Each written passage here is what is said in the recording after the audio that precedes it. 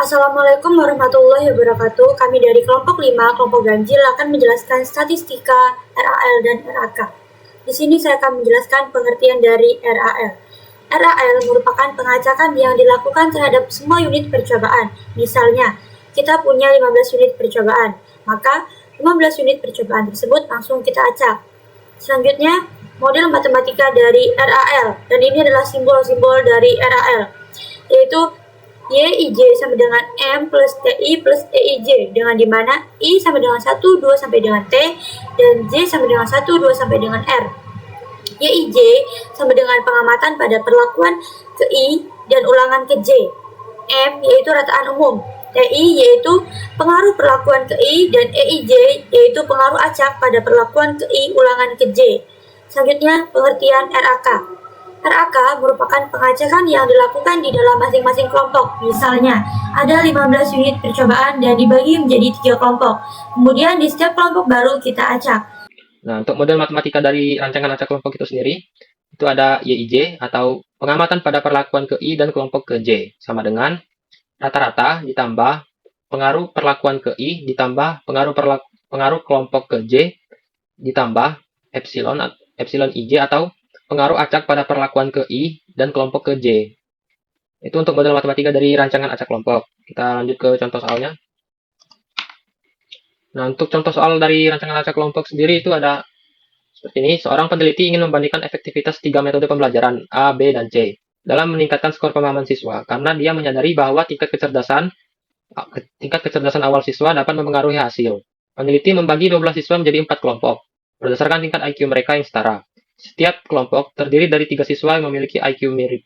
Dari setiap kelompok, satu siswa secara acak diberlakukan metode A, metode B, dan metode C. Setelah percobaan diperoleh data peningkatan skor sebagai berikut. Dengan menggunakan taraf signifikasi 5%, yaitu alfa sama dengan 0,05, ujilah apakah terdapat perbedaan efektivitas yang signifikan dari ketiga metode pembelajaran tersebut. Asumsikan semua persyaratan analisis terpenuhi. Nah, untuk menjawab soal tadi kita menggunakan langkah 1. Langkah 1 itu menentukan hipotesis. Jadi kita harus menentukan hipotesisnya terlebih dahulu. Kita misalkan H0. H0 itu tidak ada perbedaan efektivitas antara metode A, B, dan C. Sedangkan H1 itu minimal ada satu metode yang efektivitasnya berbeda. Minimal ada satu rata-rata yang tidak sama. Langkah kedua, kita menghitung semua jumlah kuadrat atau sum of square. Nah, pertama kita hitung total dari semua data yang disebut grand total atau dinotasikan sebagai G. Jadi kita hitung dari semua data tadi berdasarkan kelompok yang terlebih dahulu. Kita totalkan dan kita dapatlah hasilnya 102. Nah, setelah itu kita cari faktor koreksi atau FK. FK itu rumusnya G kuadrat ditambah jumlah total data. Jadi nilai G-nya tadi kita kuadratkan, baru kita bagi dengan jumlah total data atau jumlah banyak data kita. Dikarenakan total data kita ini ada 12, maka dia dibagi dengan 12. Setelah kita kuadratkan 102 tadi, didapatlah hasil 10.404. Dan kita bagi dengan 12. Dan hasilnya itu 867. Nah, setelah itu kita cari total dari setiap perlakuan. Setiap perlakuan itu yang ke bawah. Berdasarkan metode. Ini kan menggunakan metode A. Jadi 5 ditambah 6 tambah 8 tambah 7. Mengikuti di tabelnya. Dan untuk seterusnya untuk yang B dan C. Nah, setelah itu kita cari total dari setiap kelompok atau blok yang ke kanan. Oleh karena itu kita dapatlah hasilnya 5 ditambah 7 ditambah 9 sama dengan 21. Begitupun seterusnya hingga kelompok keempat. Oke, selanjutnya kita akan mencari jumlah kuadrat total atau JKT. Yang dimana ini tinggal dikuadratkan saja. 5 kuadrat plus 7 kuadrat plus 9 kuadrat plus 6 kuadrat sampai dengan 11 kuadrat min FK. Nah, ini tinggal jumlahkan. 5 kuadrat itu berapa? Hasil 25 plus 7 kuadrat hasil 49 sampai dengan 11 kuadrat. Min FK. FK-nya tadi itu nih, faktor koreksi yaitu hasilnya 8 dan 7. Berarti kita kurangi dengan 8, 6, 7. Selanjutnya, setelah ini dijumlahkan semua, hasilnya 914, kita kurangi dengan 867, yang dimana hasilnya jadi 47. Lanjut, kita mencari jumlah kuadrat perlakuan atau JKP, yang dimana rumusnya sigma T perlakuan kuadrat per jumlah kelompok min FK. Sama aja kayak tadi, perlakuannya di sini ada 26, 34, dan 42. Kita kuadratkan saja. Nah, dibagi jumlah kelompok. Jumlah kelompok di sini ada 4, jadi kita bagi dengan 4. Dan FK-nya masih sama, yaitu 867. Kita jumlahkan aja, yang dimana hasilnya dari jumlahan 676 ditambah 1156 ditambah 1764, itu hasilnya 3596 dibagi dengan 4 dikurangi dengan FK yang dimana nilainya 867. Sama dengan 3596 dibagi dengan 4 itu adalah 899 dikurangi dengan 867 hasilnya 32. Lanjut, kita mencari jumlah kuadrat kelompok atau JKK yang rumusnya sigma T kelompok kuadrat per jumlah perlakuan min FK. Nah, kalau ini tinggal dibalik aja ya.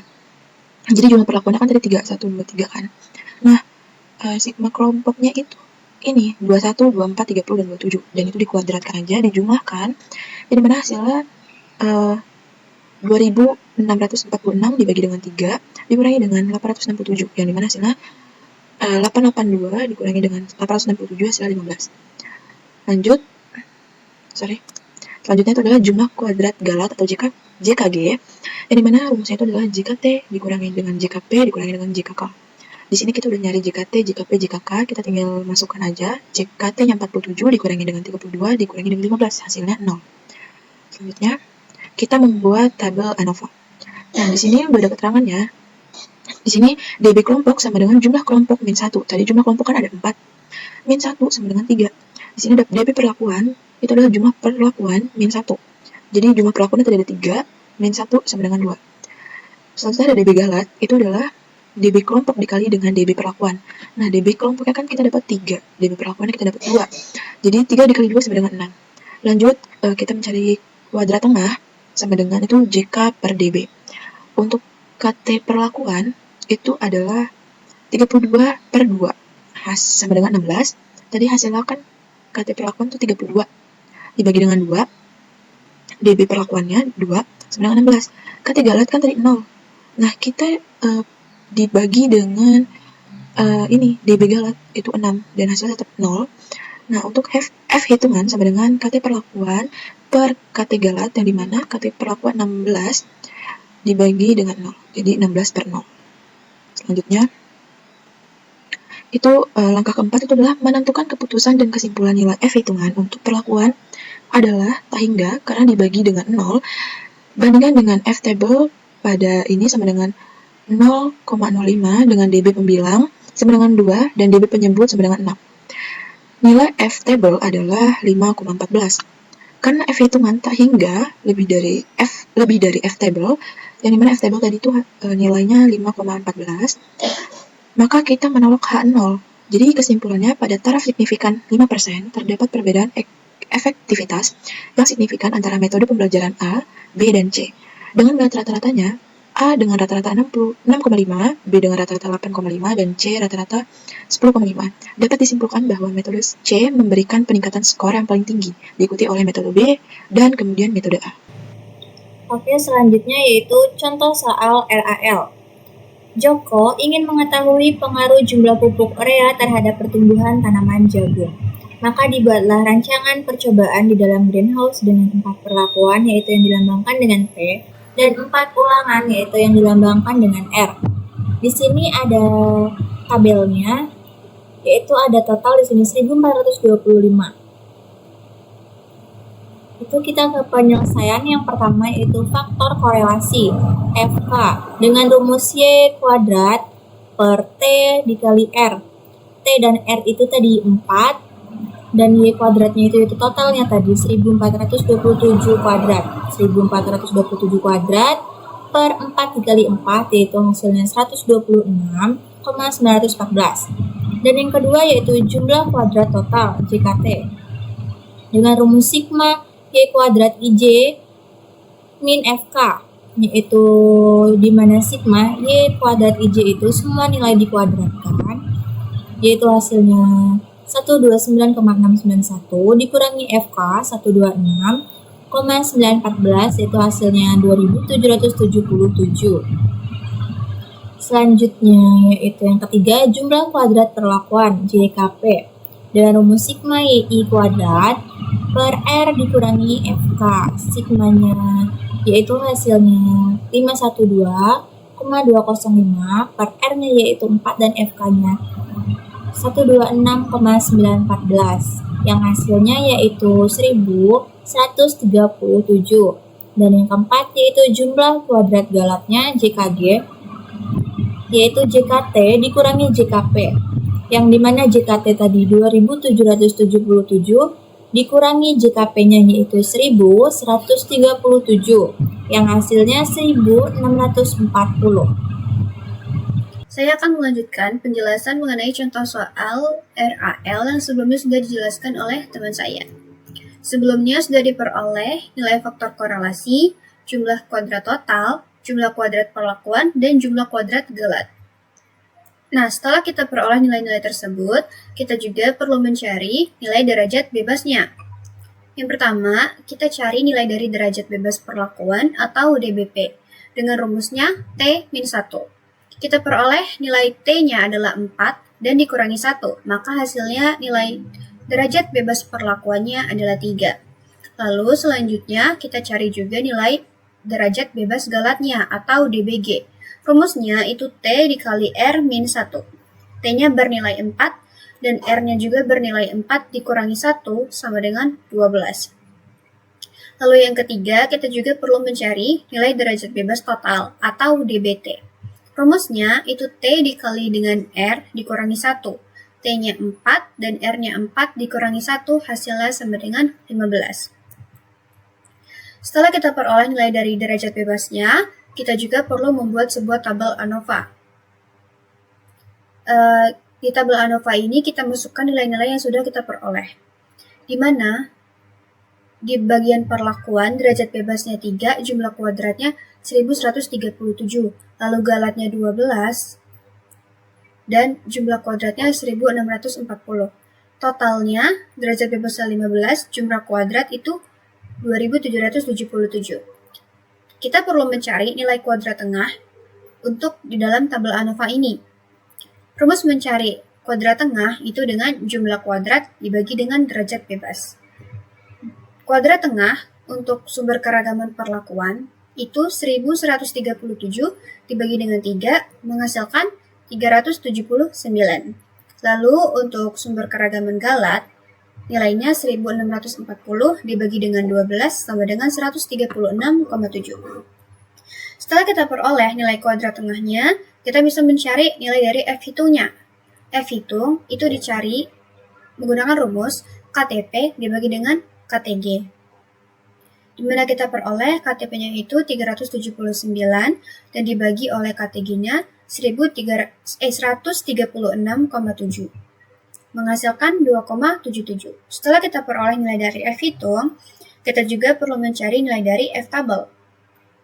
F-tabel itu dicari menggunakan tabel F dan diperoleh sebesar 3,49 dalam soal ini. Kebetulan di sini F-hitung itu lebih kecil daripada nilai dari F-tabel. Maka, sesuai syarat, jika F-hitung lebih kecil daripada F-tabel, H0 diterima. Berarti kesimpulannya di dalam contoh soal ini, pemberian pupuk itu tidak berpengaruh secara signifikan. Dan di sini saya akan jelaskan contoh soal rancangan acak lengkap atau RAL pada soal berikut, yaitu seorang peneliti ingin mengetahui pengaruh 4 jenis pupuk, yaitu ada pupuk A, B, C, dan D, terhadap tinggi tanaman tomat. Setiap pupuk diuji dengan 3 ulangan. Data tinggi tanaman dalam sentimeter adalah sebagai berikut. Pada pupuk A, terdapat 30, 28, 32. Pada pupuk D ada 35, 33, 36. Pada pupuk C ada 40, 42, 41. Dan pada pupuk D ada 25, 27, dan 26 cm. Tujuan analisisnya adalah menentukan apakah ada perbedaan yang nyata antara keempat jenis pupuk tersebut. Nah, untuk itu kita melakukan uji ANOVA dengan langkah-langkah perhitungan yang akan dijelaskan berikutnya. Langsung saja kita mulai masuk ke perhitungan ANOVA. Ini ada T sama 4. T yaitu jumlah perlakuan. Itu ada 4 jenis pupuk tadi, itu A, B, C, dan D. Lalu ada R sama dengan 3. R adalah jumlah ulangan. Ini dijelaskan kalau setiap pupuk diuji dengan 3 ulangan. Pertama kita cari terlebih dahulu faktor koreksinya atau FK. Dengan rumus, faktor koreksi sama dengan jumlah seluruh pengamatan dikuadratkan lalu dibagi dengan T kali R. Nah, Ini semua data yang ada di sini, 38 sampai 26, kita tambahkan terlebih dahulu. 30, 28, 32, 35, 33, dan seterusnya. Lalu dikuadratkan. Dan dibagi 4 kali 3. Di sini kita mendapatkan hasil 395. Dikuadratkan, lalu dibagi 4 kali 3. Hasilnya adalah 156.025 dibagi 12. Hasilnya adalah 13.002,08. Lanjut kita mencari jumlah kuadrat total atau JKT. Dengan rumusnya adalah jumlah kuadrat seluruh pengamatan dikurangi faktor koreksi. Nah, data yang ini tadi kita kuadratkan terlebih dahulu satu-satu, baru dijumlahkan. Beda dari yang tadi dijumlahkan terlebih dahulu, baru dikuadratkan. Nah, ini dikuadratkan terlebih dahulu satu per satu, lalu dijumlahkan. Dan dikurangi dengan FK. FK tadi adalah 13.002,08. Hasilnya adalah 13.393 dikurangi 13.002,08. Hasilnya adalah 390,92. Sini kita mencari jumlah kuadrat perlakuan JKP. Yaitu rumusnya adalah jumlah kuadrat total pada masing-masing perlakuan dibagi R, kemudian dijumlahkan, lalu dikurangi faktor koreksi. Nah, setiap data pada perlakuan kita jumlahkan terlebih dahulu, yaitu pada perlakuan A ada 90, 104, 123, dan 78. Kita kuadratkan masing-masing, baru dijumlahkan. Setelah itu kita bagi 3, lalu dikurangi dengan FK, yaitu 13.002,08. Kita mendapatkan hasil yaitu 40.129 dibagi 3. Kita bagi, hasil adalah 13.376,33. Kita kurangi 13.002,08, hasilnya adalah 374,25. Lalu terakhir kita cari jumlah kuadrat galat atau JKG. Nah, rumus JKG adalah JKT dikurangi JKP. Nah, JKT tadi kita sudah dapat yang hasilnya adalah 390,92. Dan JKG adalah 374,25. Kita kurangi saja dua jumlah tersebut, yaitu 390,92 dikurangi 374,25. Hasilnya adalah 16,67. Di sini saya akan menjelaskan lanjutan penyelesaian soal dari soal rancangan acak lengkap. Di sini kita mencari derajat bebas perlakuan atau DBP. Rumusnya yaitu T atau perlakuan dikurang 1. T-nya tadi adalah 4, jadi 4 dikurang 1 sama dengan 3. Kemudian kita mencari derajat bebas galat atau DBG. Nah, DBG sama dengan T dalam kurung R dikurang 1. T tadi 4, R atau ulangannya tadi ada 3, jadi 4 dalam dikali 3 dikurang 1 sama dengan 4 dikali 2 sama dengan 8. Kemudian kita mencari derajat bebas total atau DBT. Rumusnya yaitu T dikali R dikurang 1. Jadi 4 dikali 3 dikurang 1. 12 dikurang 1 hasilnya 11. Nah, kemudian ini merupakan tabel ANOVA. Di sini ada sumber, derajat bebas, jumlah kuadrat, dan kuadrat tengah. Sumber tadi ada perlakuan dan juga galat. Kemudian derajat bebas tadi yang telah dicari tadi yaitu derajat bebas perlakuan hasilnya 3, derajat bebas galat hasilnya 8, dan derajat bebas total hasilnya 11. Kemudian ada jumlah kuadrat perlakuan atau JKP sesuai dengan yang telah dijelaskan pada penjelasan awal, hasilnya 374,25. Kemudian jumlah kuadrat galatnya JKG-nya ada yaitu 16,67. Kemudian jumlah kuadrat totalnya JKT adalah 390,92. Kemudian ada kuadrat tengah atau KT. Nah, untuk KTP atau kuadrat tengah perlakuan, rumusnya yaitu JKP dibagi DBP, yaitu 374,25 dibagi 3, hasilnya 124,75. Kemudian KTG atau kuadrat tengah galat, rumusnya yaitu JKG dibagi DBG, hasil yaitu 16,67 dibagi 8, hasilnya 2,08375. Kemudian kita mencari F hitung, rumusnya KTP atau kuadrat tengah perlakuan dibagi kuadrat tengah galat atau KTG, yaitu 124,75 dibagi 2,08375. Hasilnya 59,868. Kemudian kita mencari F tabelnya. Nilai F tabelnya berdasarkan alfanya itu 0,05, DB1-nya 3, DB2-nya 8, yaitu nilainya sekitar 4,07. Karena F hitungnya 59,868 lebih besar dari F tabelnya yaitu 4,07, maka jenis pupuk memberikan pengaruh signifikan terhadap tinggi tanaman tomat. Perlakuan terbaik dilihat dari rata-rata adalah pupuk C yaitu 41 cm. Kemudian kesimpulannya, Rancangan acak lengkap lebih sederhana, fleksibel, dan tetap stabil meski ada data yang hilang. Namun, rancangan acak lengkap kurang cocok digunakan di lapangan karena membutuhkan kondisi yang homogen. Nah, sedangkan rancangan acak kelompok masih sederhana dan lebih presisi dibandingkan rancangan acak lengkap. Namun, rancangan acak kelompok menjadi kurang efisien jika perlakuannya banyak dan lebih terpengaruh oleh data yang hilang. Sekian, terima kasih.